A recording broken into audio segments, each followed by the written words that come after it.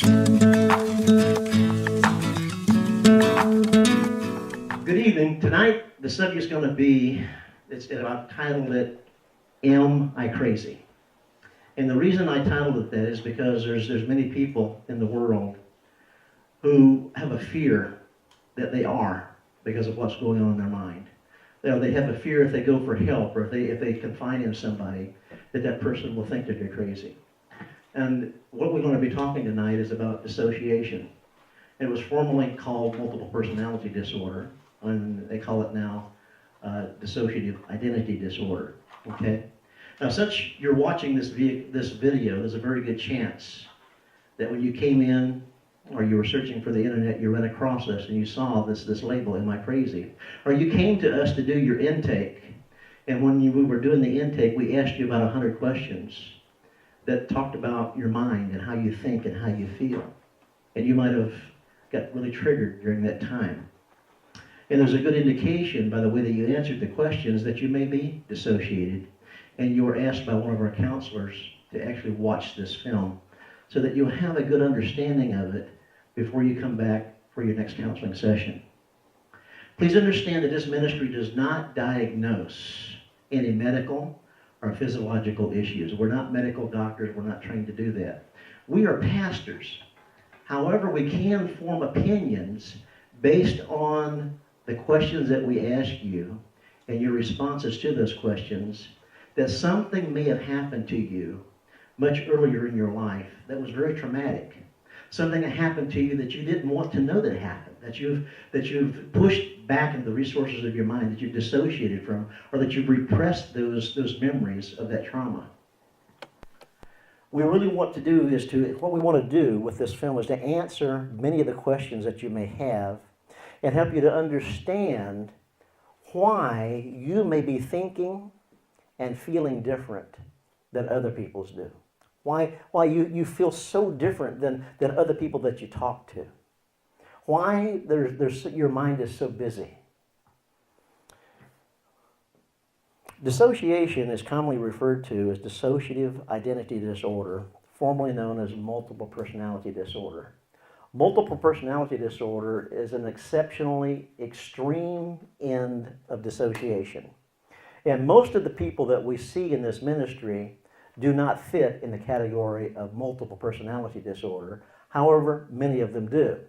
What we generally deal with is a mild form of dissociation. People who have went through childhood trauma and have repressed or dissociated themselves from those memories. Those people we see a lot of. Often, people who have some degree of dissociation have reoccurring problems that absolutely will not go away. No matter what they do, no matter what medications they take, these issues do not go away. People with dissociation often spend many years or even a lifetime seeking help from a variety or a combination of different problems that cannot be resolved. Often they've been to psychologists and psychiatrists, and they're heavily medicated because the medication does help to some degree to take the edge off of the thoughts and the emotions. It's not uncommon for a person who's dissociated to be medicated to go to sleep, medicated to wake up, medicated to deal with the day, medicated to not have anxiety, medicated for depression, have anger issues, be bipolar, and diagnosed with other issues. It's not unusual for a person who's dissociated, who comes for counseling, to be on 18 to 20 some different medications. That's not unusual at all. To have many addictive behaviors. Many individuals report having flashbacks of events that they have absolutely no conscious memory of. But they have flashbacks, things coming up in their mind.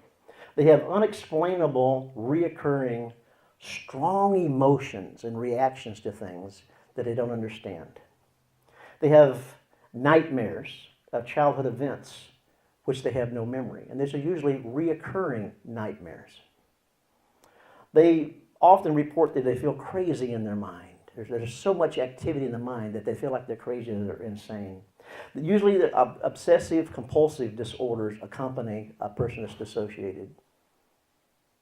They have a busy mind. They may report that they have intrusive thoughts or that they're actually hearing voices inside. Or they're hearing voices outside of their head. They have sleep problems. Sleep is it may be very hard to go to sleep. They may wake up during the night suddenly and be afraid when they wake up. Or they may have, sleep might be the solution to their problem, but they sleep all the time. Most people are depressed. They have anger issues. They may have blank spots, and they normally do have blank spots in their childhood. There could be a period of their childhood that they have absolutely no memory of. Like from the ages of 5 to 10, absolutely no memory there. Or 8 to 12, there's no memory there. Or there could be memory of, a normal childhood memory, but there's blank spots in there. I don't have a memory of those 6 months or for that year. I don't know where I was. I don't know what. I don't remember those birthdays. I don't remember those Christmases. People with dissociation often have problems zoning out. You'll see them sitting there. You won't even know if they're there or not because they're actually somewhere else in their mind. Most people have sexual disorders, panic attacks, and problems with anxiety. Most people have some type of addiction to pornography, alcohol, drugs, sex, gambling, electronic games, and they're on numerous medications.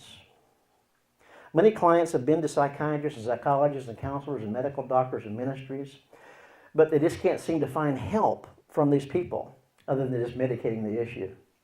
If the issue causing the existing mental or the emotional issue has deep spiritual roots, then seeking help through normal avenues will not help.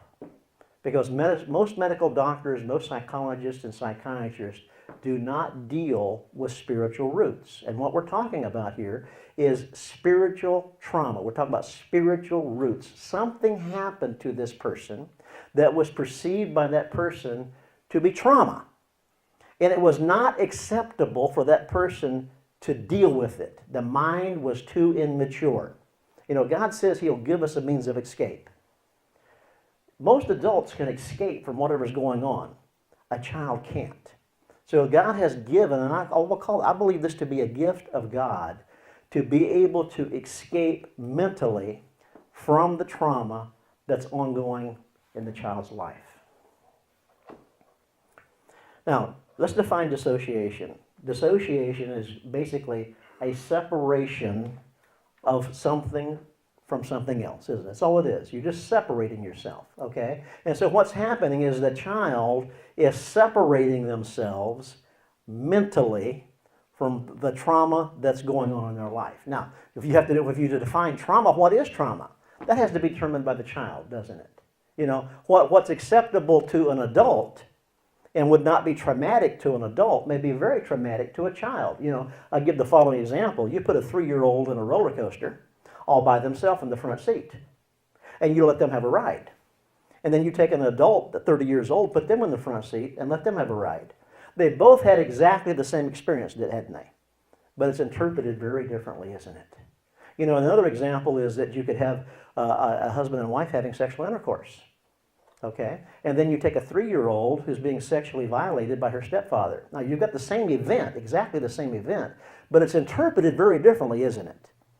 So what may be trauma to an adult, what may be trauma to a child may not necessarily be trauma to an adult, because we interpret life differently at different ages. As a child, the mind is not mature enough to be able to deal with what's going on. Now, we all dissociate to some degree. Everybody, just in living a normal life, we dissociate. Like a mild dissociation, you could be sitting here listening to me, but you're not really listening to me. You're on your boat sitting on a tropical island somewhere in the Bahamas, okay? Because what I'm saying is not really, interesting to you. And so you're dissociated sitting right here, and I don't know that you're not here, but you're somewhere else. Another form of mild dissociation is, and I've done this myself. I've driven, 25, 50 miles down the road and have no memory of even driving there. Because I was at work here while I was driving there. And we've all done that, haven't we? It was, man, how did I get here? And, you change lanes and you pass cars and you took, you even stopped for some gas or whatever, but you got no memory of all that because you were working the whole time. So that would be mild dissociation. And there's what we call mid-level dissociation. Mid-level dissociation would be mentally blocking out an emotional or physical pain caused by trauma that was either inflicted upon you accidentally or intentionally, which you did not need to create an actual personality or another you to deal with it. But you might have created a part of your mind to deal with it, but not an actual person in your mind. Okay? Now, there can be higher levels of dissociation, and higher levels of dissociation usually occurs in a childhood between the ages of 1 and 12. And when we have higher levels of dissociation, the child also creates parts to deal with the trauma, but they may actually create another identity to be there to go through that trauma for them. Okay? So that's a much higher level. Now we're talking about a multiple personality disorder. Okay? They've got other people living inside of them that they became to deal with that trauma. Okay? If a child uses the gift of dissociation and separates consciously from the trauma, then the child normally at the subconscious creates a mental image of someone to take the place of the child.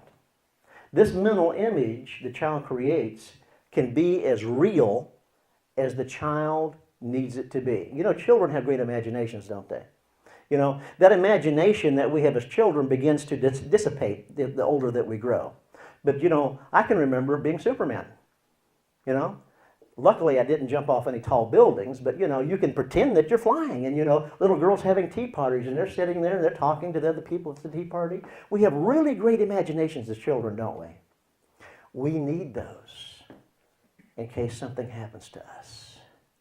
So that out of the imagination part of our mind, that we can create other people to be there for us, to go through that trauma for us, or to protect us in different ways, to do different functions, to help us to get through that trauma. Now, DID, dissociative identity disorder, multiple personality disorder, it comes from several things, okay? The first one that we'll talk about is life-threatening trauma. If the child perceives that it's going to die, it will probably create someone to be there for them, so that that fear that they're feeling at the time doesn't actually cause them to die. You see? Because, you know, we can die of fear, can't we? Our heart beats so fast, our blood pressure goes up so high, we put so much trauma on our body out of fear that we're going to die, that we could actually die from that fear. And so the child can create another person to be there for them, to go through that actual fear event, and then the actual person goes into the recesses of the mind. It does not even know that they're going through that event. We deal with that very often. Okay? So no one intentionally inflicted any trauma on this child. It could just be from an accident, something that was going on. The child almost drowned in a swimming pool. It was involved in a very tragic, traffic accident. Or it was in a traffic accident and saw things that were just too much for them to deal with, the body parts that were there. Even though that child wasn't hurt, it saw something it just couldn't deal with because they were too young. So because a person is dissociated, this does not mean that any trauma was intentionally inflicted upon them. Okay? In other words, it doesn't have to be a fault here. It can just be a fact. Another way that it occurs is polarized parents. You've got one parent, which is the good guy, and you've got the other parent, which is the bad guy, or you got two bad guys. And one tells the child to do this, and the other child says, no, you don't do that. You do what I told you to do. No, you do what I told you to do. And then we start punishing the child and hitting the child or spanking the child because the child's not doing what you told it to do, but you got the other parent telling it to do something else. It overwhelms the mind of the child. The mind of a child is fragile. It doesn't take much to overwhelm a child. You know, you as an adult, if two people told you to do something, you say, yes, when you make up your mind, let me know, and you leave. The child can't do that. The child is dependent upon those individuals for their well-being.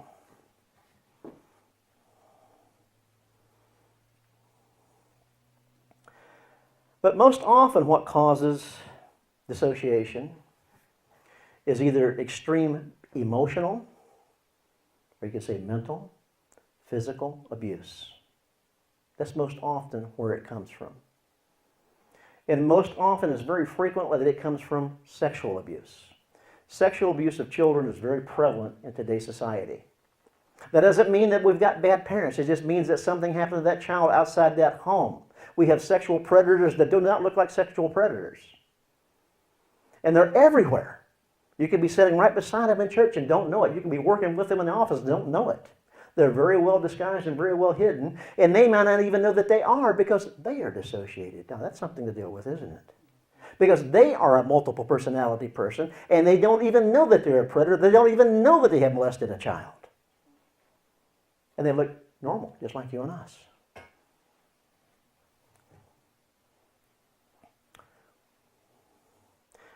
Let me give you some examples of parts that could be created. Now, again, the child, to protect themselves, can go to the extreme and create a whole other person to be there for them, okay?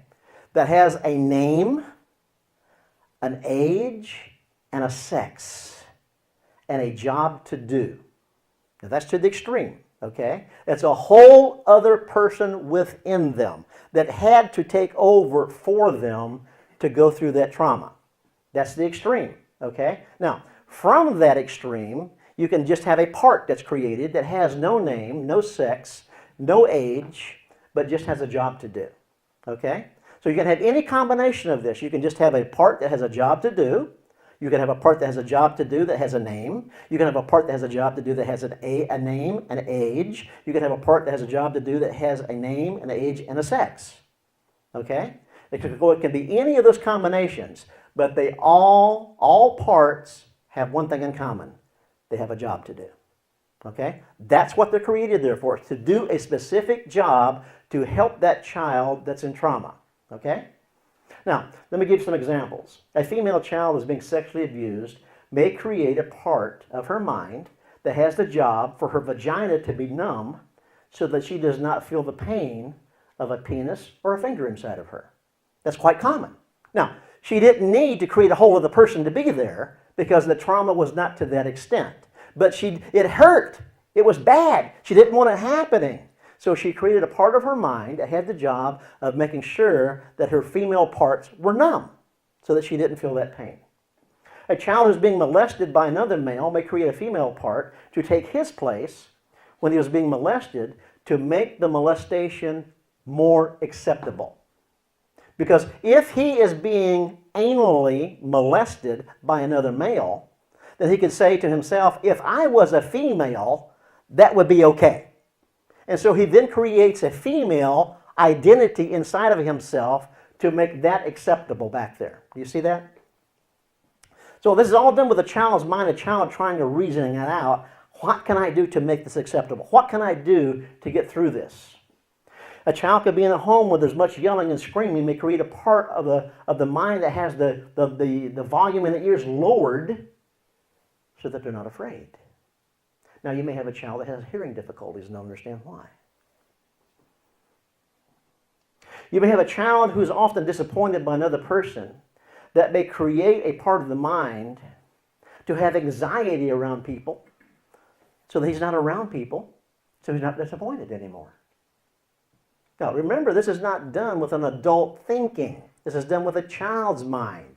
If every time I get around people I forget anxiety, I won't be around people and therefore I won't be disappointed. So now they have an anxiety disorder that you can't diagnose. Where did this come from? It makes absolutely no sense. And now they're on anxiety medications the rest of their life.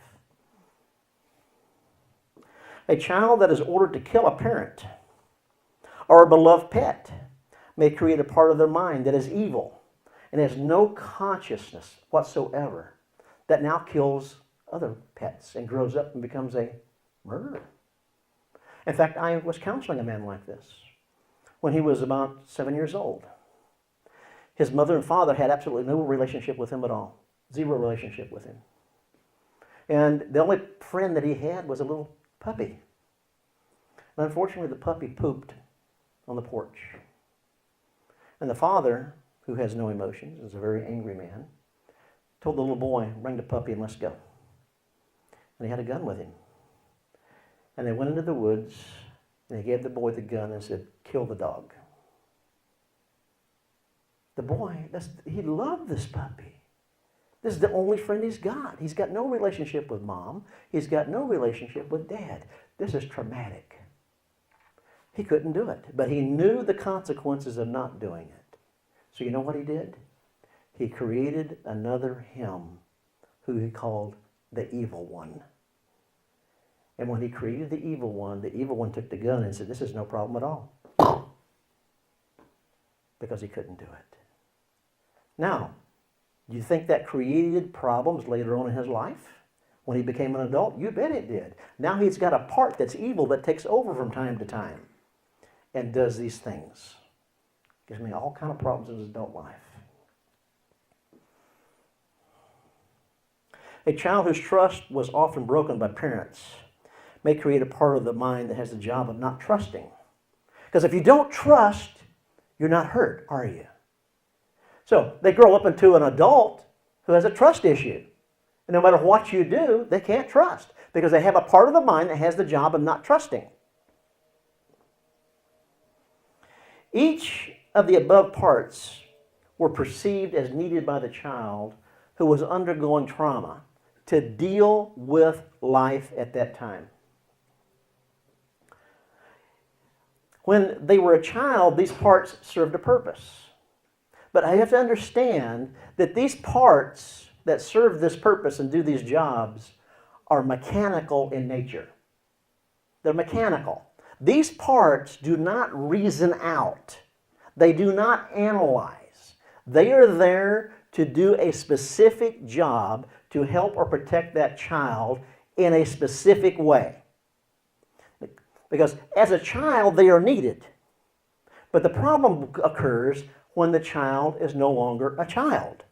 And that part of the mind is still doing that specific job. In fact, most parts do not even realize that the person has grown up. They believe that this person is still a child and are doing the job they were created to do to help and protect that child. And we could be talking about 20, 30, 40 years later. Because I'll ask this part, because when we're counseling, we talk to these parts of the mind, and I say, do you even realize that John has grown up? And they get a funny look on their face. He's grown up? He's grown up? Yes, he's grown up. I want you to take a look at him from the inside. I want you to see. Look at his hands. Look at his legs, his feet. And I'll say, John, how old are you? He'll say, I'm 50. Did you hear that? He said he's 50. I thought he was still 5. Yeah. Again, let's look at some more examples of how this can create problems in the adult life.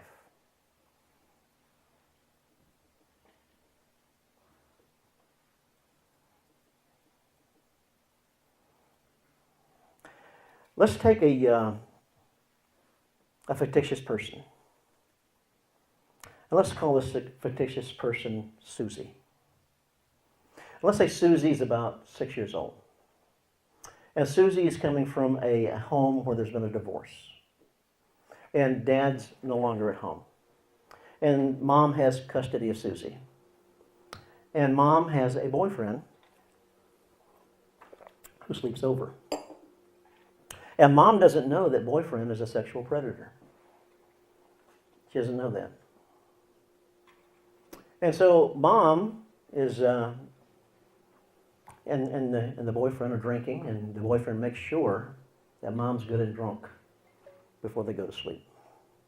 Because he's got something in mind that he wants to do with Susie later on in the morning, the wee early hours of the morning. So about 2 o'clock in the morning, Susie suddenly wakes up. Boyfriend has snuck into Susie's room while drunken mom is still asleep. And when she wakes up, it feels like she's being ripped apart from the inside, from her stomach. It feels like she's being ripped apart. The lights are off. It's dark. There's something heavy on top of her. There's heavy breathing. She can't hardly breathe. And she feels like she's being ripped apart inside. She's scared. She's frightened. She has no idea what to do. She's terrified. Susie cannot stay there. The pain is too great. The fear is overwhelming her. This heavy breathing in the dark. If she thinks there's a monster on top of her, and it does feel like a monster, tearing her apart from the inside, with him having sex with her. The size of a penis in that little vagina, in that little girl, it's ripping her apart. She can't stay present. And she thinks, if I was Judy down the street, Judy's 15 years old. I don't know what's happening to me, but she's old enough that if she was here in my place, she could go through this. So out of her subconscious, the imagination part of her mind, she creates Judy, who's 15 years old. And Judy, just like that, takes her place. And Susie's not there anymore. Susie has dissociated into the recesses of her mind. She doesn't even know what's happening to her body. She may be on the playground having fun right now. It's daytime and she's out on the playground on the swing and having fun. And she has no idea what's happening to her body because she's no longer present. Judy has taken her place. We have another person within inside of her. That the memory of what this event is going to be recorded with Judy, isn't it? Not Susie, because Susie's not even there. So Judy now is going through this trauma. Judy has taken Susie's place, literally.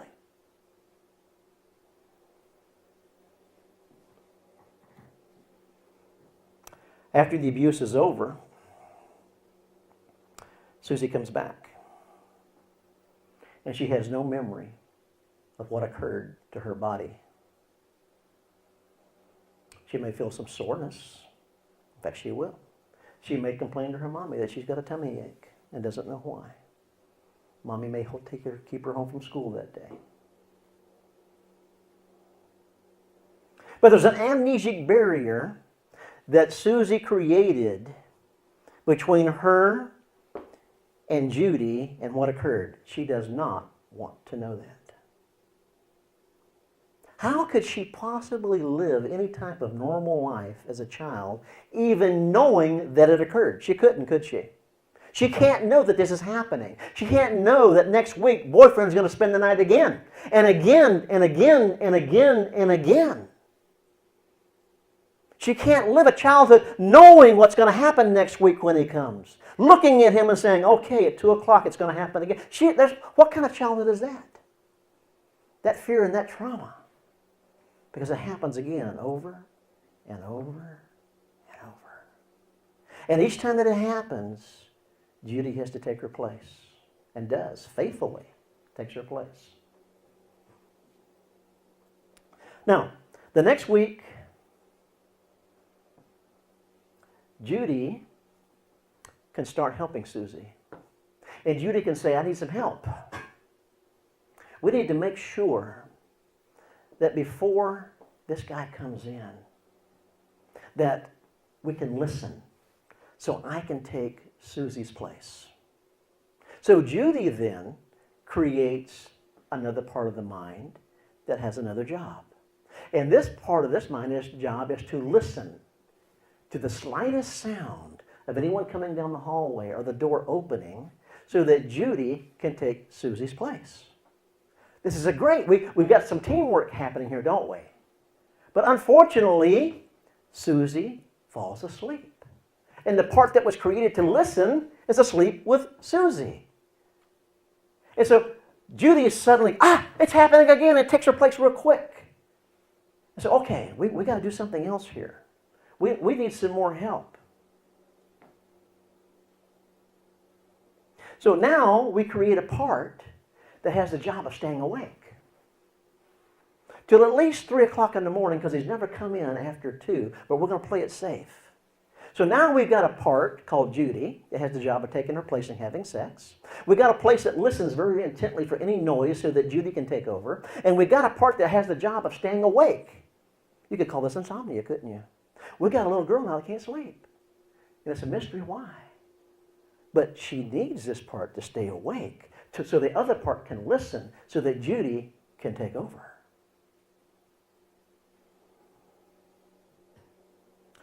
Well, you note that each part is there to protect her in a different way. And they're all working together as a team. So what we have now is that we have a part named Judy, who's 15 years old, who has the job of having sex. We've got another part who has no age, no sex, and no name, that listens. We've got another part that has no name, no age, and no sex, that keeps her awake. Now, we need some more help here because she's got all this anger inside her and she doesn't understand why she's got all this anger and she doesn't want to have all this anger. She looks at the stepfather and she gets all this anger in her and she doesn't understand why she's mad at her stepfather.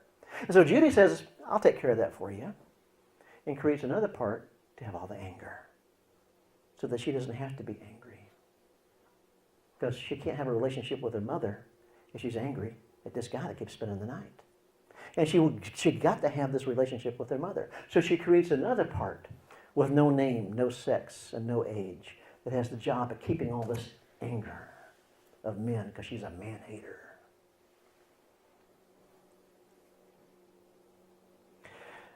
Susie now has a system within inside of her to help her deal with the fact that she's being molested weekly with no one to protect her. She's protecting herself with this system.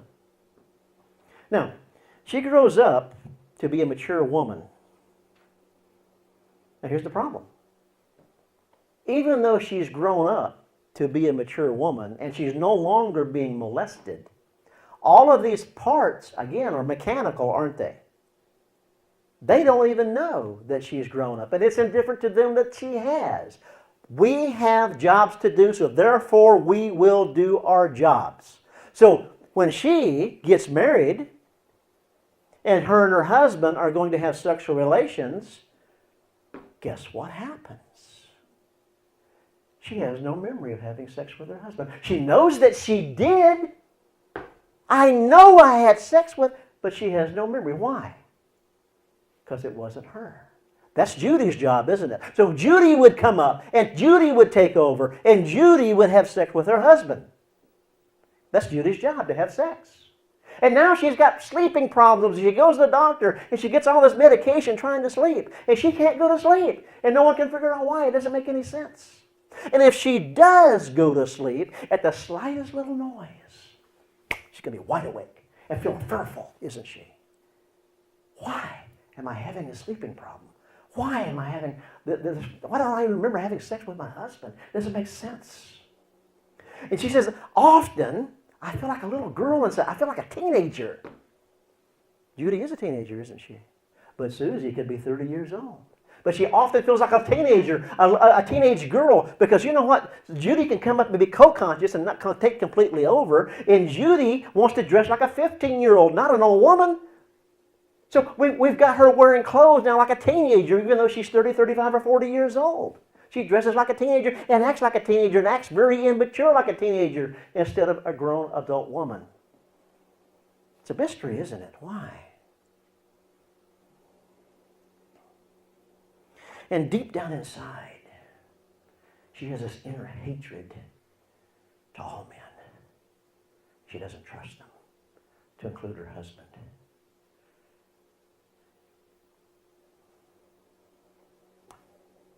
And she likes sex, but doesn't like it, and it doesn't make sense.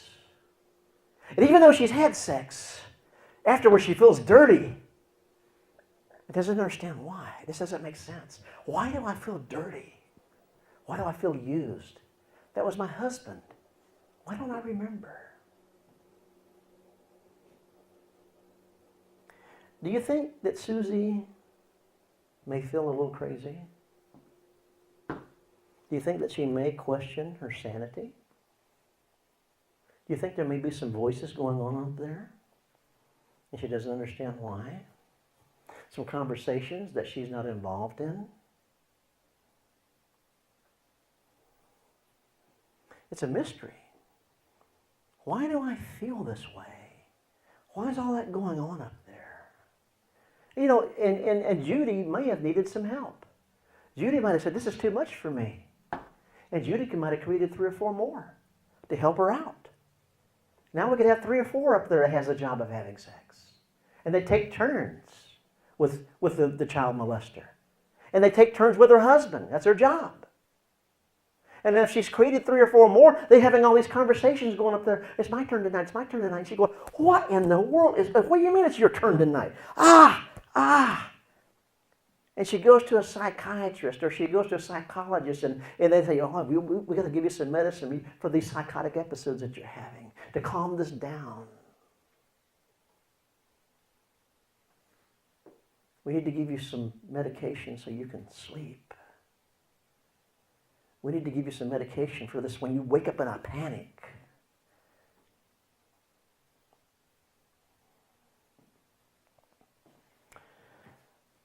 Am I crazy?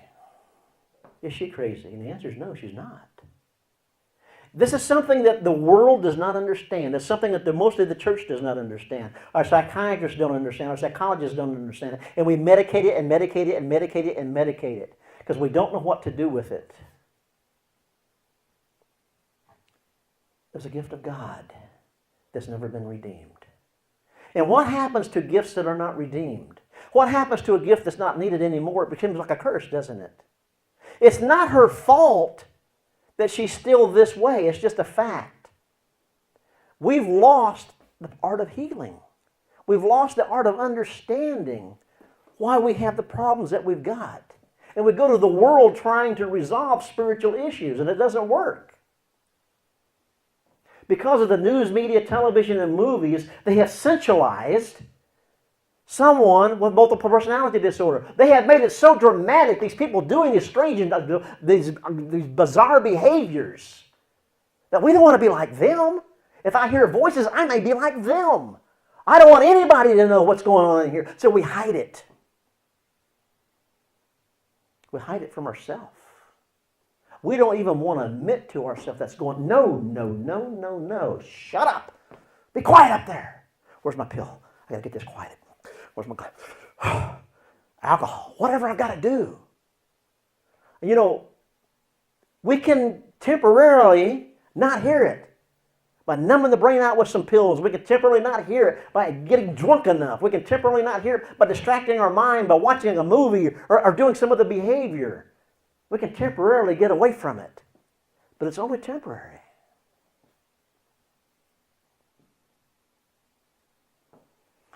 Just because a person has intrusive thoughts in their mind, or they're hearing voices in their head or outside their head, does not mean that they're crazy. Does not mean that they're crazy. We deal with that daily here. Daily.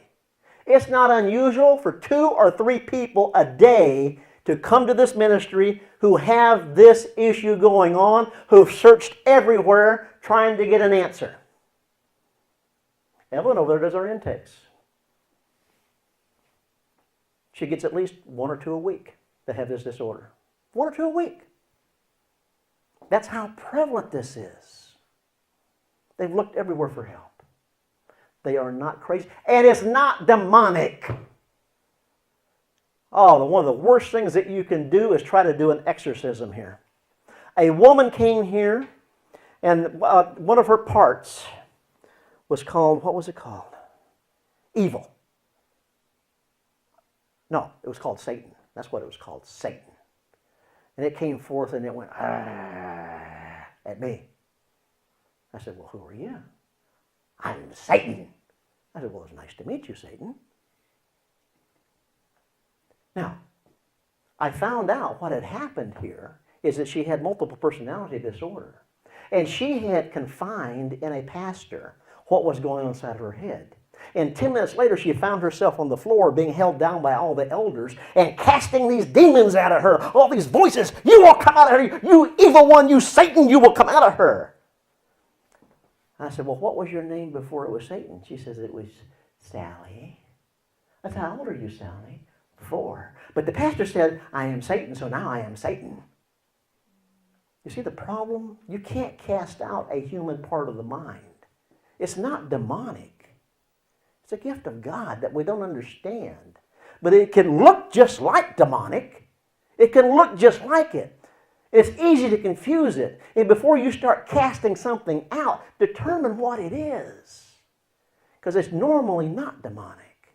I'm not saying we don't deal with demonic, but it's normally not. It's a child that went through trauma and created some parts of its mind to help them to deal with it. That's all that it is.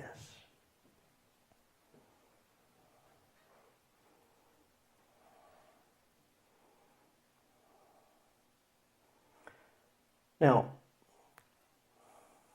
parts can be created for many reasons. To be present for them while they're going under the pain, the trauma. To keep them from remembering that they went through it. You can create parts to keep you from remembering.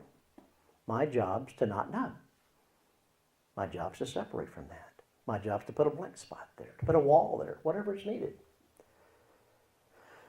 A part can be created to desensitize from the trauma by not hearing, not seeing, not feeling.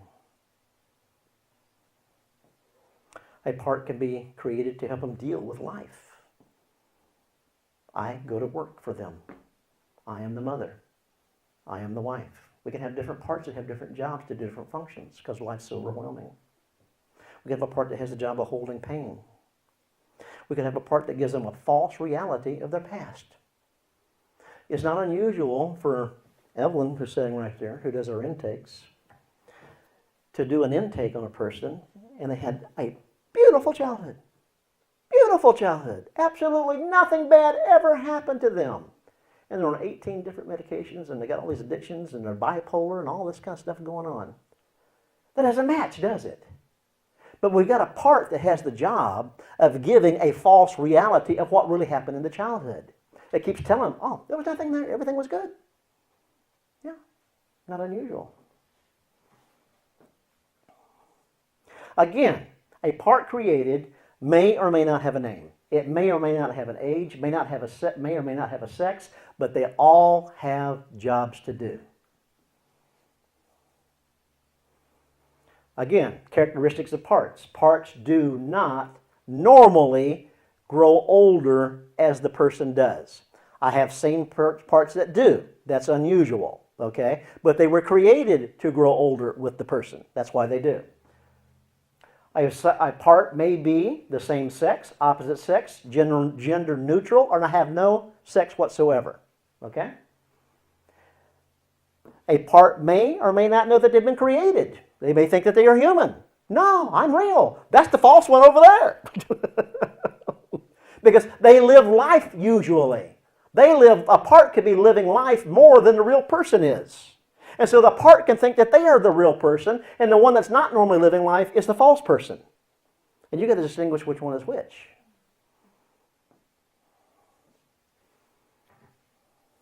A part may communicate with other parts and know that other parts are there. And that's where you got conversations going on in the mind. Or they may not be aware that there is any other parts there. A part may dislike other parts. And now you got fights going on inside. Calling each other names, calling them bad, evil. You shouldn't do that. And what gave me a lot of confusion until I found out, parts can create parts. So you may have a part that has the job of creating other parts. You want to find that one real quick. Because this could be an endless thing, couldn't it? Part after part after part, still being created as you're resolving and then doing integrations. You've got more and more new parts that are coming up. Parts are usually automatic to do their job based on a certain circumstance in life. Parts can either take completely over if they're created to do that, or be subconscious, live life with the person, or be way back in the background and just give thoughts, intrusive thoughts.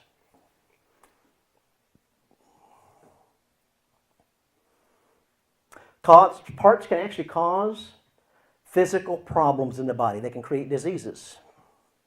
They can create pain, numbness, vision problems, tumors, desensitivity, numbness. Whatever it needs to do, what it was created to do, it can do that.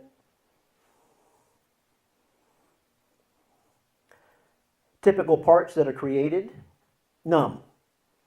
You may find a part that has the name, I am numb. What does it do? Kind of obvious, isn't it? It creates numbness. Why? Because that's where the person was being abused. It could be numbness in the penis. There was a man who came that it was very difficult for him to ejaculate when he was having sexual relations with his wife. He could get an erection, but he could not ejaculate. The reason he couldn't ejaculate because his penis was numb. Why was his penis numb? Because of the sexual abuse that he got with someone with their hand when he was a child, who kept masturbating him so he wouldn't cry. That was his form of comforting him. So now when he was a child, it hurt because he kept doing it, so he created a part to make his penis numb. Or a female could have their vagina numb. They have a part that's called nobody. If I'm nobody, I don't feel anything. So they could be nobody. We could have a part that has the job of being a friend. They had no friends, no one to talk to. So they create a childhood friend. They could create a brother, create a sister, could create a mother. It's not unusual. In fact, there was one today when I was counseling this woman. I said, well, what is the name of this part? She says, my name is Mother. Well, it's kind of obvious what Mother's job could be. Mother's job could be to comfort and give the love, the nurture that Mother didn't give. Or it could be to do the same thing that Mother did and yell and scream and tell them how bad they are. To keep them on the straight and narrow. A part created to cause sickness. Because the only time that they got attention and love and nurture as a child was when they were sick. So now they've learned, okay, if I can create a part of my mind that makes me sick very often, I can get the love and nurture that I need. And now they're an adult. That worked great when they was a child, but now they're sick all the time as an adult. It's common to find the condemner. This is the part that's created to keep them on the straight and narrow. And the moment they get off track to the left or the right, you stupid, look what you've done, you dummy, you idiot. Constantly condemning them, telling them how bad they are, so they'll stay on the straight and narrow. A part that tells them that they're worthless because they thought they had no worth. A part that causes pain somewhere in the body because they thought that they were bad. And this pain that they keep having in their neck, you get pain in the neck, pain in the back, pain somewhere in their body. That's to torture them because they were so bad and they thought they deserved to have this pain. You can have a part that's soft-spoken. You see somebody, they talk like this. And you go, what? And they go, I said. Well, they got in trouble when they spoke at a normal voice. Keep your mouth shut, I told you to be quiet. So they learned to talk quiet because they didn't want to be heard. Because if they were heard, they got in trouble. So they're soft-spoken now. A part that's invisible. And they thought that they were. They sit in a corner real quiet and they're invisible. Because if they're invisible, they're not seen. If they're not seen, they're not in trouble. So they sit there real quiet and be invisible. A part that stutters. You ever wonder where stuttering comes from? Here's where stuttering comes from. They said it wrong. And they want to make sure they never say it wrong again because there was severe consequences. Or at least perceived to be severe. So they want to make sure that before they say it again that they check it. No, check it before say it. Check it again. Say it, check it again. Okay, it's safe to say it. Go ahead and say it. Yeah. They just have a fear of saying it wrong. Part that's sleepy. It's not unusual to be counseling. And we're talking about something really traumatic. And all of a sudden the person goes, Now we're talking about something traumatic. I said, are you ready to see that memory? Oh yeah, I see it. What's that for? To protect. To protect.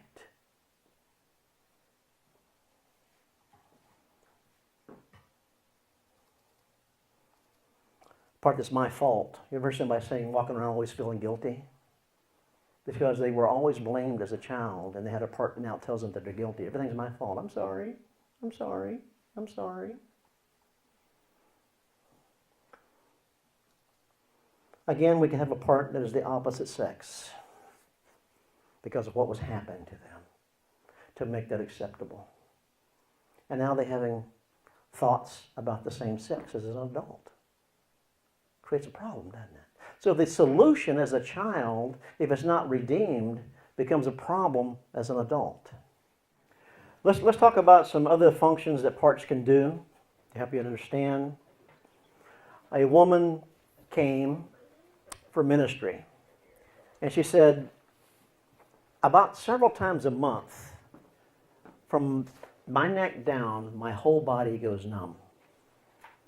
She says, I have been to Emory, I have been to Duke, I have been to these great medical centers, and you name it, I have been there trying to resolve this, and no one can seem to have the answer.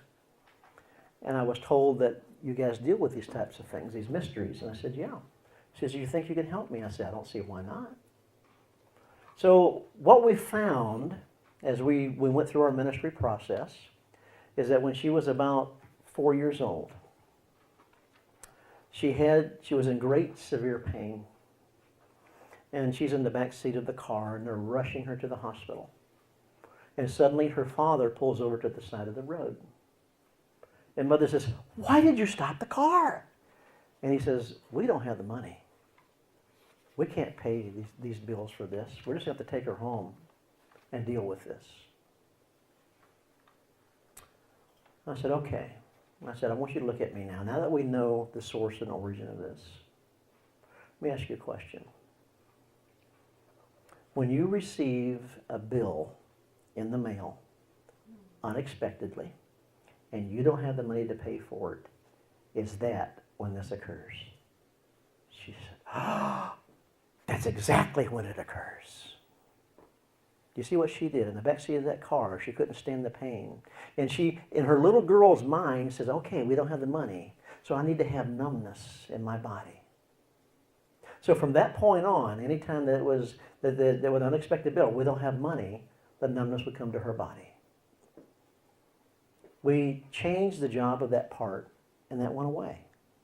It didn't have a name, didn't have a sex, didn't have an age, just had a function to do. Okay? Now, that was no intended trauma whatsoever to that child. It was that child's way of dealing with that pain. There was a little boy whose mother called me from out of state. She says, I heard you guys can do some things that other people can't do. I said, well, it depends on what you're talking about. She says, I've got a little boy that when he was 4 years old, he was playing in the culvert in front of a truck. The driver of the truck got in the truck, didn't see him, and ran over him. She said, now he's 10 years old. This is 6 years later. He's had operation after operation after operation, but all the operations stopped several years ago. And they can find absolutely no medical explanation for him not being able to walk. None. Do you think you can help him? I said, as long as there's absolutely no medical explanation that he can't walk, yes, I can help him, bring him. So they brought him. And I'm sitting with him. Now, he could walk, but he's kind of like holding on to his mama and walking like this. Now, he's holding on to his mama's hand doing this. So he can walk, but not by himself. So I set him down, and I kind of set him down and made eye contact with him. And I said, you know what? If I were you, I would want to make sure that this never, ever happened again. He went, mm-hmm. I said, then I would want to make sure that I wasn't outside playing, because if I'm not outside playing, this is not going to happen. He went, mm-hmm. I said, to make sure that I'm not outside playing, I would want to make sure that I can't walk, so I'm not outside playing, so I'm not going to get run over again. He went, mm-hmm. I said, so therefore I would tell a part of my mind to make sure that I couldn't walk, so I'm not outside playing, so I don't get run over again. He said, mm-hmm. I said, did you do that? He went, mm-hmm. I said, did you tell the doctors that? He said, mm-mm. They didn't ask me. I said, well, will you let me minister to that part? He said, mm-hmm. Now, 5 minutes later, this boy is outside running because we changed the job of the part. That wasn't a big mystery. The part didn't know he would grown up. The part didn't know that he was old enough now not to play in front of a truck in the culvert. He was doing his job just as if he's still a little boy, and he's not anymore.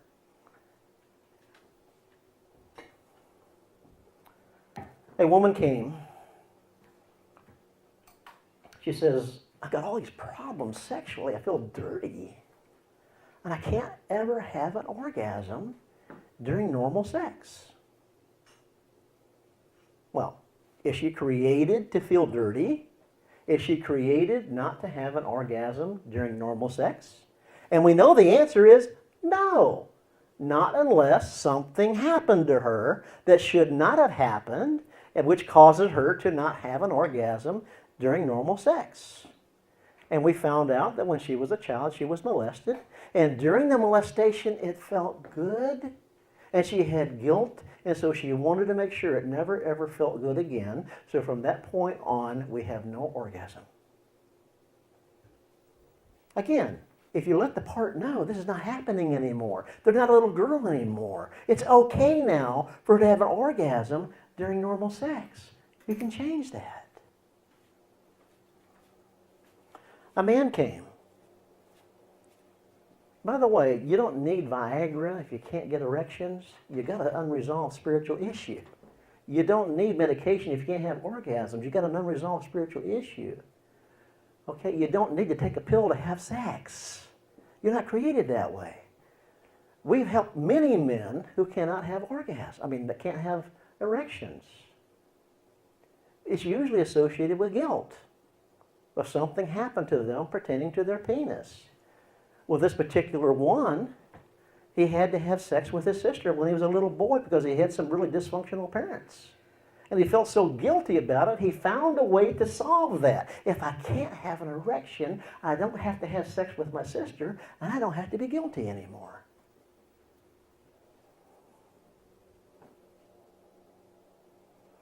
And you're wondering, how deep can this stuff really be? I'll tell you how deep it can be. Because if you're creating people to actually take your place, then there can be some bizarre things going on in your adult life. You can be going places that you have absolutely no memory going. You can be buying things that you have no idea that you bought them. You can be behaving, you can have friends that you don't know that you have, and they say, hey, how you doing? You go, I don't know who you are, but they know who you are. But they know you by somebody else's name, and they call you by your name, and you go, that's not who I am. Well, so you introduced you. You must have a twin. No, I don't have a twin. I got a call from a woman. She's undergoing ministry. And I answered the phone. She says, I just call her Mary. I don't know what her name was. I do know what her name was. I don't want to say it. I said, what's wrong, Mary? She says, I'm outside of a motel. I don't know how I got here. I've obviously had sex with somebody and I don't know who. I'm so scared. I don't know what to do. That's not unusual because it wasn't her. It was a part of her mind that was created when she was abused by a child to have sex. And some stranger was bold enough to ask her to have sex. And that part said, oh, that's my job, took over, and went and had sex.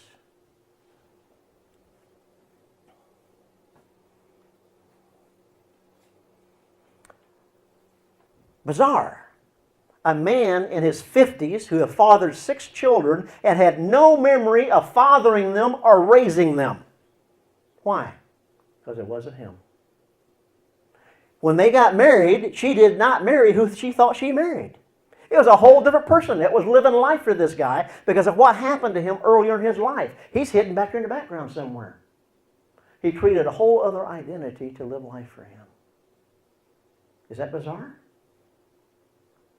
A woman came here from out of state. All kind of sexual problems going on with her. And we found out from the time that she was 4 years old up until she was 14 that she was having sex with her stepfather and didn't know that it occurred one time. Did not know. Why? Because it wasn't her. Another woman came who had been having sex with her stepfather until she was 28 years old and did not know that it ever occurred. A man was having sex with his mother until he was 27 and never knew that it occurred. Is that bizarre? Yeah. That's to the extreme. That's to the extreme. That's not what we normally see.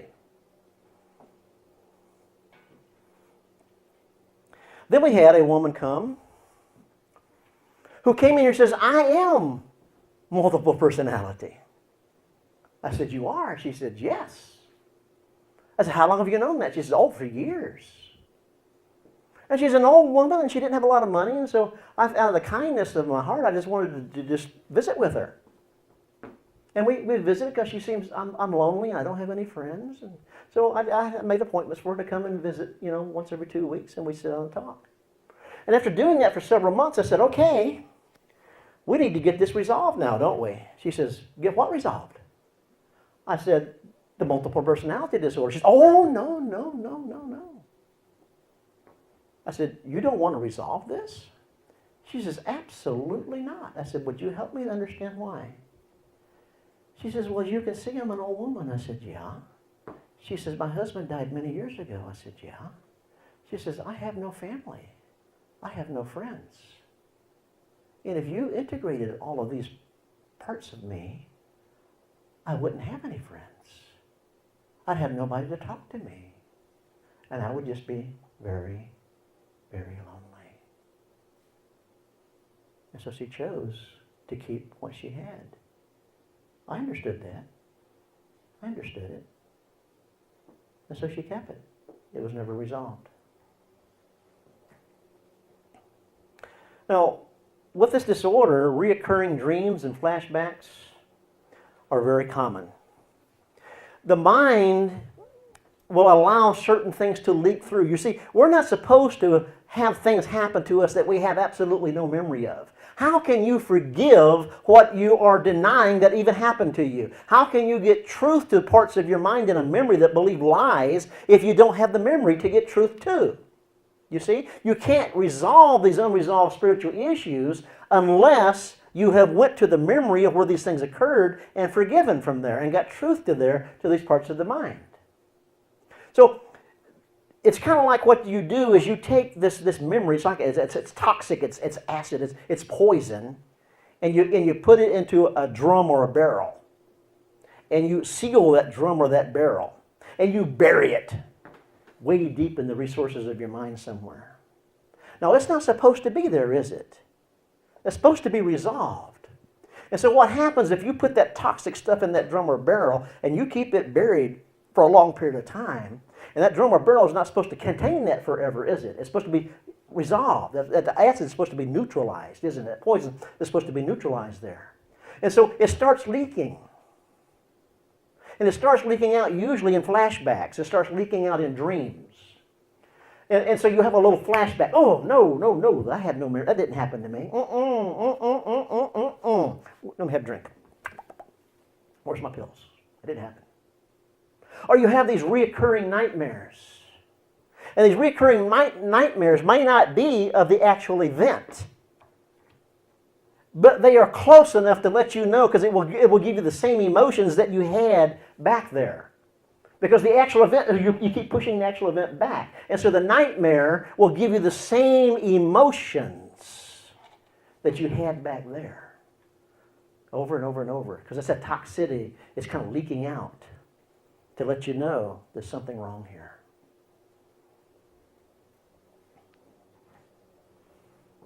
What keeps this dissociation in place is the denial of the reality that it occurred.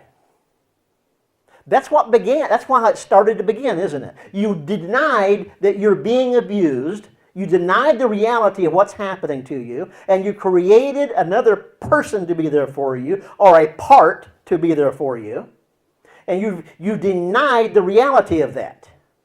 And as an adult, you keep denying the reality of that, and that denial is the glue that keeps that in place.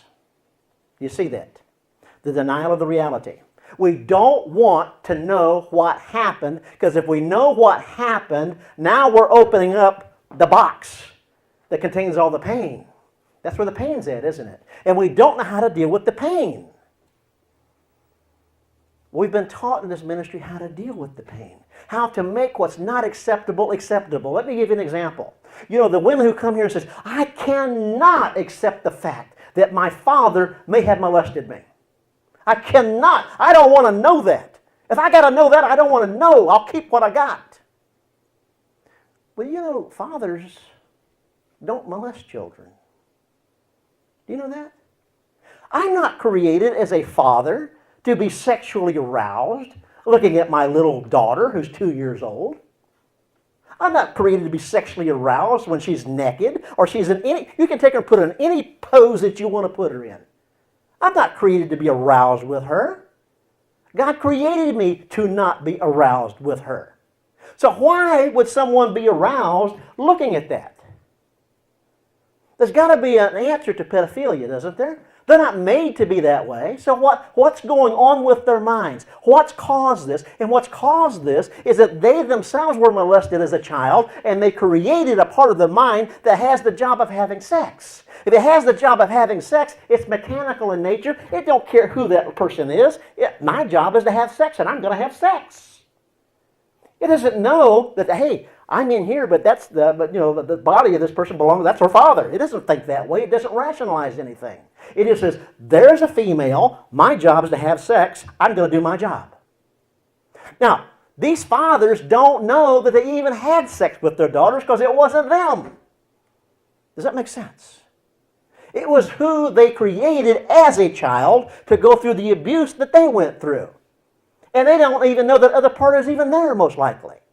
They don't even know that they had sex with their daughter. And you know what? The daughter doesn't know that happened either, because when that was going on, she said, oh, I can't know this, and created Judy to be there. You see? And so now we have a father and a daughter having sex, and neither one of them know that it ever occurred because it wasn't them.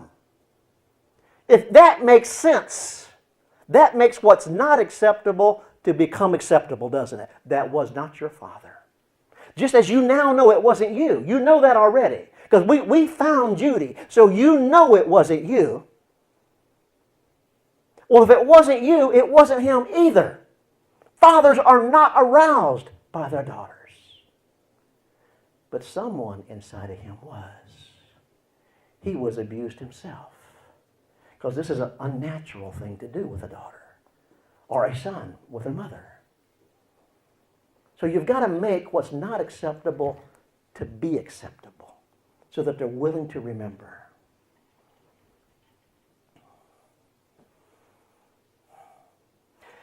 OCD, you know what I mean by OCD, obsessive compulsive disorder, is very, very, very common with people who have dissociated memories. The OCD is there to help them to not remember. Every time this toxicity starts to leak through, they get a flashback, they start to have a memory, they start to have whatever, they start to have feelings. They've got to do something to push that back there. And so they do a behavior. 1, 2, 3, 4, 5, 6, 7, 8. They start counting.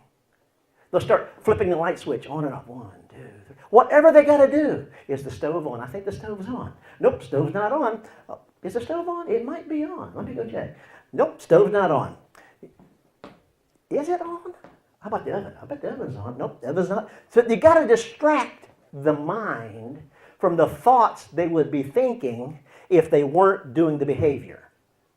OCD is really normally very simple to resolve if they will allow you to go back and retrieve the memory and work through the trauma that's there that the OCD is covering up. Without that, they'll keep it forever. Okay, you just medicate it.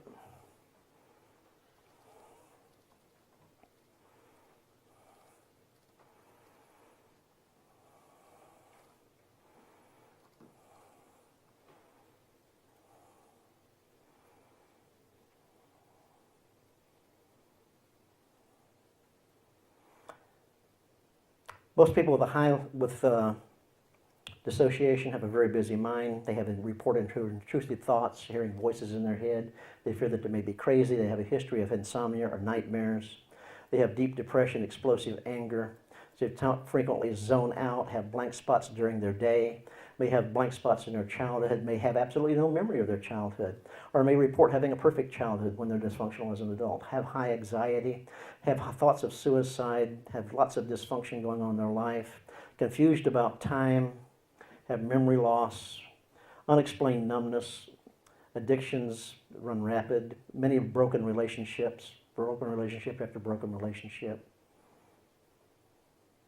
They may think that, yeah, I know something happened to me, but I don't know what it was. And what we do, we ask many questions. Again, Evelyn does our intakes for us. She's one of 2 people that do them. And we ask about 100 questions. And to see how they respond to these questions to give us an idea or indication of whether they're dissociated or not. And some of the questions that we ask is, other than the name that you provided at the beginning of our session, is there other names that you have used or you call yourself by? Have you ever heard voices in your head but never told anybody out of fear that you might be crazy? Have you ever been in a mental hospital? If so, why? Do you question whether or not you may be crazy? Have you had frequent thoughts of suicide? Have you ever purposely cut yourself? Most people with dissociation, you will see them doing this. They'll be rubbing their finger and their thumb against each other. You'll see that very, very frequently. I know what you got to do. You start looking around the room. The purpose of that is to distract the mind, to keep you focused, to keep you present, to keep a personality from taking over. Keeps me present. That is very frequent. If you have thoughts in your mind, or intrusive thoughts or voices, does one sound like a small child? Does one sound like an older person? Does one sound like a teenager? Does one sound like an opposite sex than you? Does it sometimes feel like your mind is splitting into several parts? Is there a thought that's reoccurring how bad you are and condemning you? That just the slightest little mistake, that thought comes up. You stupid, you idiot, look what you've done now. You're no good, you'll never be any good. Do you sometimes feel like several different people inside? As a child, during the night, did someone slip into bed with you? And something happened that you don't want to remember? Do you have frequent headaches? Do you have a lot of migraines? Do you have frequent trips to the doctor and they can't find anything wrong with you? Do you have a lot of pain in your abdomen or your stomach with no medical explanation? Do you have trouble having sex? Do you sometimes feel dirty? Do you think about suicide or that you are better off being dead? Have you sometimes clawed your body with your fingernails? There's a woman here that several times a week, she would actually claw her womanhood with her fingernails, make it bleed, claw herself. She hated herself that much and didn't know why. We can imagine why. What happened to her to cause her to hate herself so much that she would actually claw her vagina to make it bleed? Because she blamed herself. You see, she came to a false conclusion, a lie believed as truth, that it was her fault because she was a female that happened. And that's not unusual that we blame ourselves for the abuse that happens to us. Do you sometimes find bruises or scratches on your body and don't understand how they got there? Do you have so much pain inside that you hit yourself, pinch yourself, cut yourself, bang your head against the wall? Are you confused about time? Are you not sure if it happened now or yesterday or the day before? Do you sometimes do things that you don't remember doing? Do you go places you don't remember going? Do you buy clothes that you don't remember buying? Do people call you by a different name when you see them? Is there a special place in your mind that you go hide when you're stressed out? Because that's what they did, isn't it? They went and hid.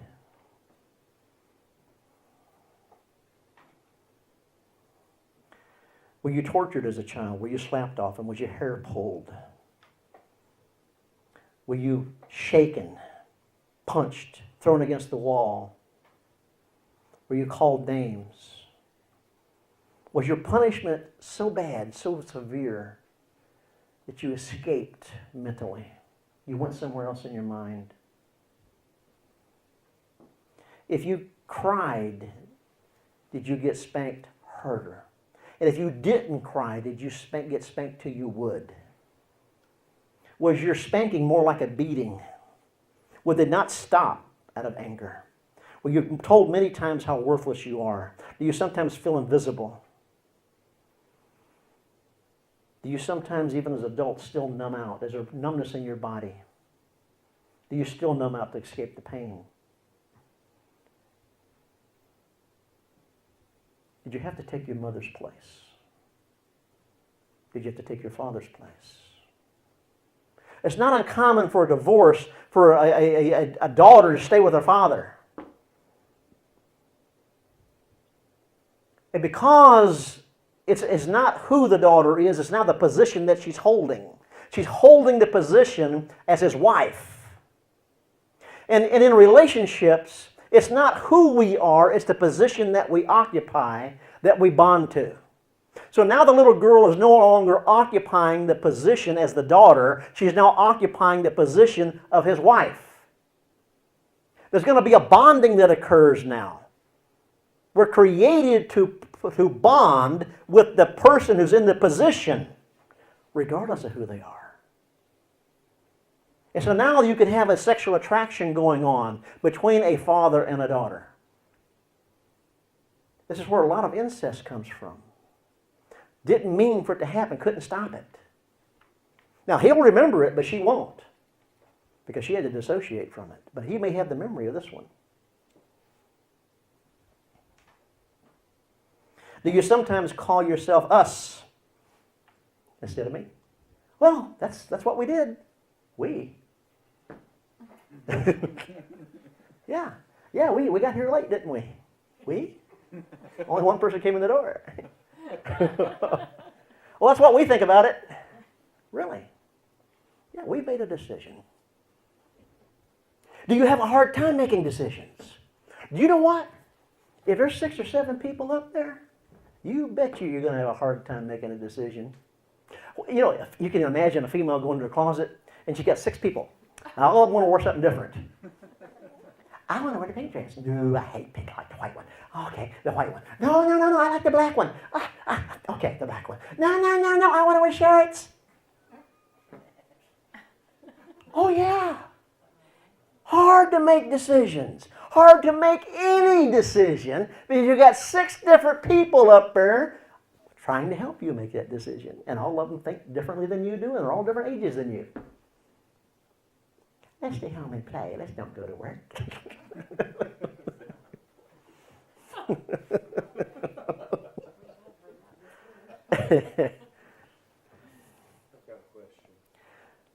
Got a question. We got to get it on tape. If you've got a person who has developed, this other part inside, but does not want to give it up.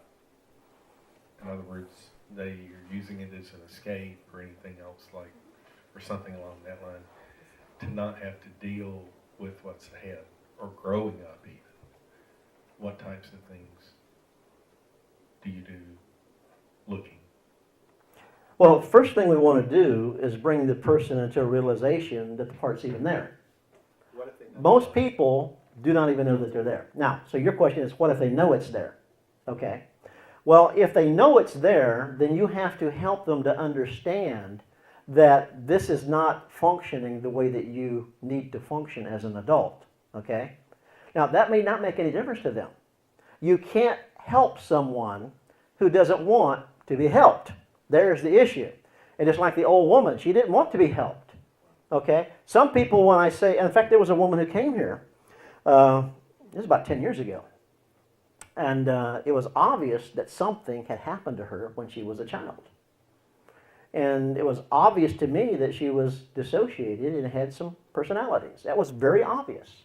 And I told her, I said, the only way that we can resolve this is we got to go back to the source of origin of where this occurred. So we went back, and she started to have the memory, and she says, oh no, no. That did not happen to me, and we're done. I said, okay. I said, then you came here with a lot of dysfunction. You're depressed, you're angry, you got marital problems, you can't hold down a job, you're having all kinds of this anger going on. I said, know that this will stay until we resolve that. She said, it's okay. I'm not going there. I said, okay. 2 years later, she came back. She said, I can't take it anymore. I can't take it. I can't take it. It's got worse and worse and worse. I said, yeah, it's supposed to get worse. I said, you know what we got to do? She says, okay, I'll do it. So we went a little bit further into the memory, and the same thing happened. No! No! It did not happen to me! No, it did not! Cut it off again. About 5 years later, she came. I mean, life has really got bad now. She says, I'll do whatever I got to do. I said, you know what we got to do? We got to go to the source and origin.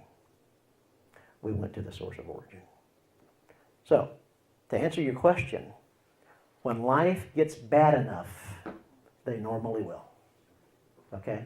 When it gets bad enough. You see, if you've got pain inside of you, if you've got a wound on your leg, and you don't pay any attention to that wound, and you just act like that wound's not there, you don't wash it, you don't clean it, you don't medicate it, that wound's not supposed to get better. That wound is supposed to be painful to let you know there's a problem, isn't it? It doesn't heal by itself. You've got to clean that up, and you've got to put some medication in it. I mean, if you don't tend to that wound, it's going to get worse and worse and worse and worse until it gets so painful, oh, I've got to do something about this. And that's what happened to her. It got so bad that she had to do something about it. Now, here's the problem with a wound. When you get a wound that's got that much infection in it, you've got to open it up and clean it out. You know, when you go to the doctor's office and they open that wound up and they start cleaning that mess out of there, it hurts. It's the same way with these memories. It hurts. You've got to go in and clean that memory up. You've got to get that festering out of there, all that poison out of there. And it hurts. She didn't want to open it up. She didn't want to deal with that poison in the wound. And until she did, it got worse and worse and worse. So to answer your question, it usually will get so bad that they'll deal with it. Or they'll get so medicated, or they'll get so drunk, or so many pills trying to avoid it because they don't know what to do. Did I answer your question? Okay.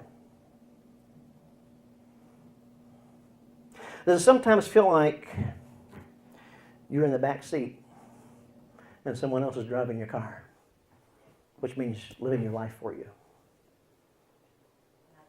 There's a lady, remember? See that?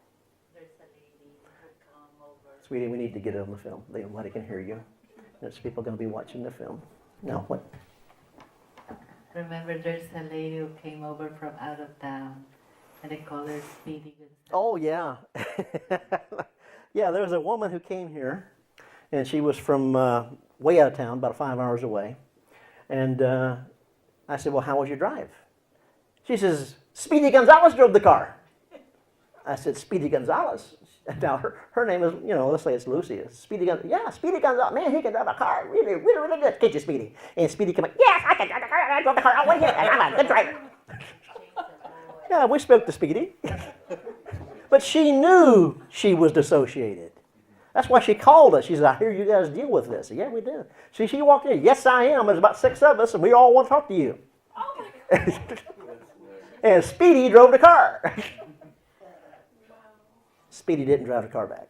And they talked in the bathroom when they were. Speedy, nobody can hear you. I don't want to hear. And she said that she went to the bathroom, and then everybody's arguing. Yeah. You can hear different voices in her. I told you nothing. No, you know. So Yeah, we could hear her you can hear different. while she took a break. And she's in there arguing. All the different people inside are arguing. You shouldn't have brought us here and talked to this guy. Well, we need help. We don't need this kind of help. It's a man. You don't need to be talking to a man. Well, we do talk to this man. Yeah. It's not unusual. It's not unusual to be sitting there. Now, I mean, it can be funny, but it's a serious thing. But it's not unusual to be sitting there and I'm talking to somebody, and let's say that I'm talking to Bill. And Bill goes, yeah. Well, I don't know. Well, who are you now? My name's Mary. Does Bill know that you're there? No, he doesn't know. That's not unusual.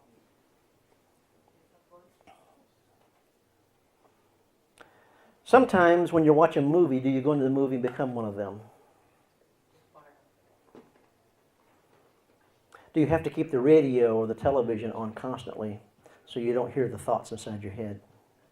Do you feel like one sex on the inside and another sex on the outside? Do you have thoughts of being attracted to the same sex and don't understand why?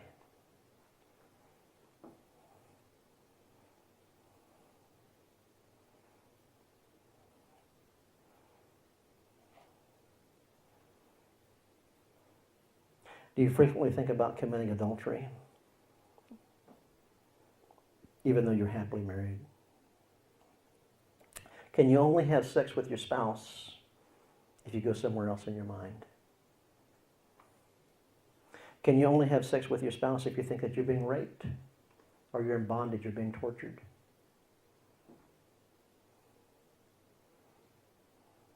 Are you confused about what sex you should have been? Do you have pain during sexual relations? Are you attracted to the opposite sex, which is much older than you or much younger than you? Do you avoid sex at all costs?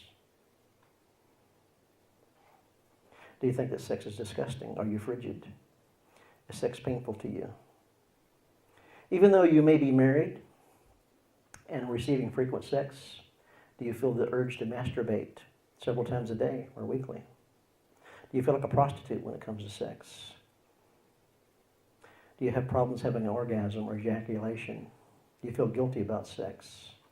Do you have sexual thoughts that you feel that you must act upon? You can't stop yourself.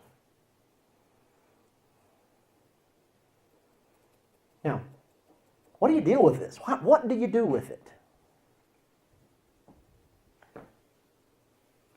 There are extreme cases of what you call, and you may never heard of this, I don't know, satanic ritual abuse. Satanic ritual abuse is a real live thing. We have people that are in occults that actually worship Satan. They're Satan worshipers. And if you are a child and you're undergoing satanic ritual abuse, you may be in counseling for a number of years. Okay? Because that's some really bad stuff that's happened to this child.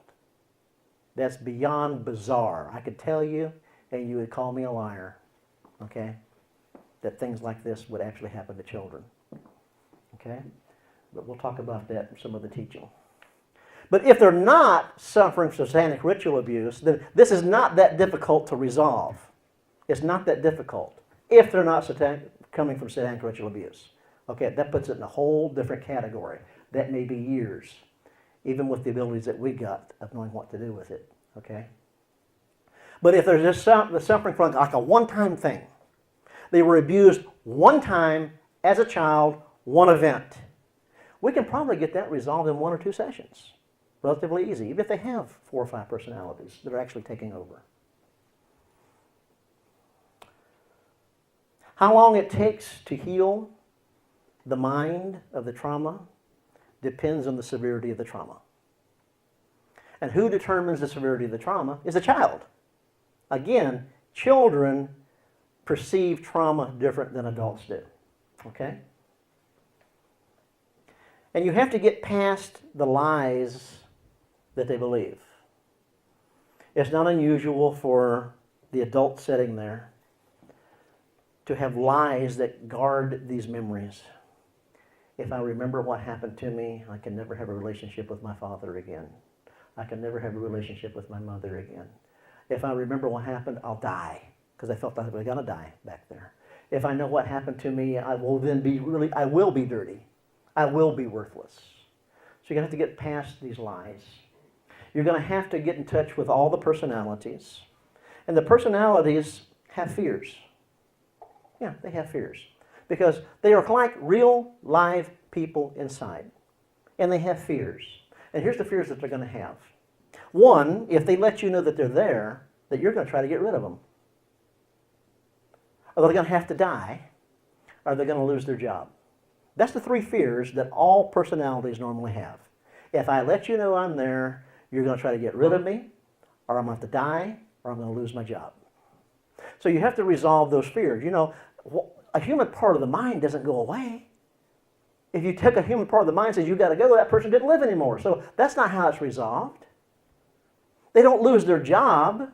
They've got a job to do. It's a human part of the mind. The problem is, you see, that part of the mind was there before the trauma, right? But before the trauma, that part of the mind was doing what it was created to do by God. And when the trauma occurred, the child took a part of the mind that was doing what it was created by God to do and told it to do something else. Well, what if you get that part of the mind to do what it was created to do to begin with? Well, they don't go away. They don't lose their job, do they? They actually get a promotion to do what God created them to do instead of what a little boy or a little girl told them to do. That's a promotion, isn't it? So they didn't die, they didn't go away, and they didn't lose their job. They are promoted to do what God created them to do, to be submitted to Christ instead of submitted to a child. Now, you say, well, where in the Bible is all this? Can you support this with the Word of God? Yeah, I can. First of all, it says that we are commanded to renew our minds, aren't we? That we are to have the mind of Christ. This is not the mind of Christ. This is the mind of a child. It says when you renew the mind, that you're no longer conformed to the pattern of this earth. When you've got parts of the mind that are not renewed, and these are parts of the mind that are not renewed, then this grown-up person is still conformed to that trauma at that age. They still feel those emotions. They got all these problems. All the unforgiveness is there. It's parts of the mind that's never been renewed. Now, the Bible calls that strongholds. Because where is the war at? The war is here, isn't it? Here's where the war occurs. Your mind does not think the way that Christ does. It has not been renewed. Now it goes on to say this.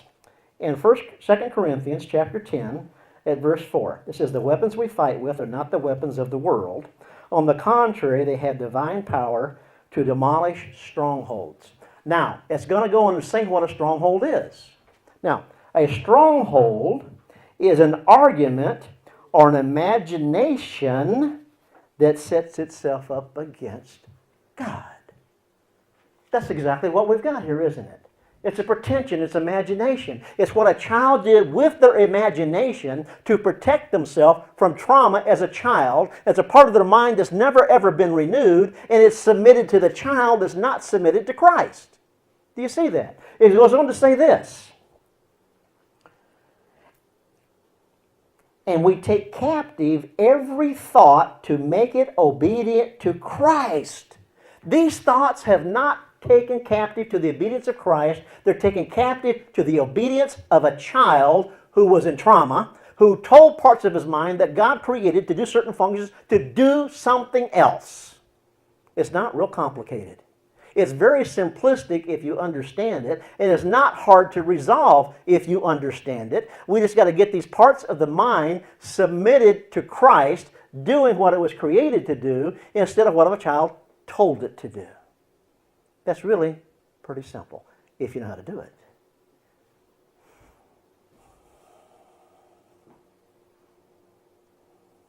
Again, the denial that it even occurred is what keeps it in place. And some people, they would rather live their life in denial that it occurred so they don't have to deal with it. Now, I don't judge them. I don't find fault with them. That's their choice. Okay? Because in their mind, that is just too much. It's too overwhelming. I don't want to deal with it. I would rather live my life with the depression and the anger and the dysfunction that it is. I'd rather live my life this way. Well, they're the only ones that can make that choice, right? And I do not fault anyone who makes that choice. I do not fault them, okay? I do not judge them. But we stand ready when they're ready to come back. And most people do. They want to come back because life's going to get worse, okay? It's not unusual for people who have kept this stuff that does not want to resolve it to commit suicide because life is just too overwhelming. It keeps getting worse and worse and worse. And so suicide is an escape. Now, to get healed, we have to first have the person agree that they're willing to recall the events that happened to them, to have the memories that started the dissociation in the first place. They've got to be willing to have those memories, okay? And we've got to go into the memories and see who needs to be forgiven, because we know what unforgiveness does, don't we? Whoever we don't forgive, that part of the mind goes into a spiritual jail for us to be tortured with those thoughts and those emotions. And you can never be free of something that you're denying that you haven't even forgiven. You don't have a memory of it. So how can you forgive what you deny even occurred? So we've got to go into the memory, and we've got to forgive what needs to be forgiven, and we've got to get truth to the lies the child believed who was being abused. You know, you could think a child, a little 3-year-old who's being sexually abused, I have no worth. I am no good. I should have been a boy. I am dirty. I mean, all these lies can be believed, which are not true, because you can't do anything to the body to make it dirty. Jesus said so. But we can believe that we are. So you've got to have the memory. That's the first part. We've got to recall the memory and deal with the issues that's there. Then we've got to deal with the parts that's been created and to give them new jobs, okay? Which is a very simplistic thing to do. Again, the parts are not real people. They are not. But the person created them to be real people. So we're not dealing with an actual real person called Judy. We're dealing with a part that was created out of the imagination of a child who she created to be real, and her name is Judy. That's what we're dealing with, okay? And so we've then got to integrate the parts back into the mind.